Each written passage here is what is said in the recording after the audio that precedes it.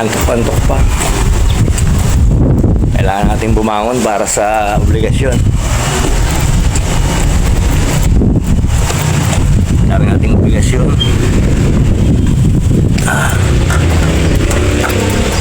So dami nating obligasyon na pati ating love life na sakripisyo na natin.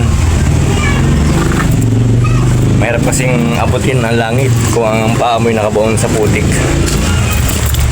Sana lang bigyan tayo ng Panginoon ng malakas na katawan at laging kanyang gabayan.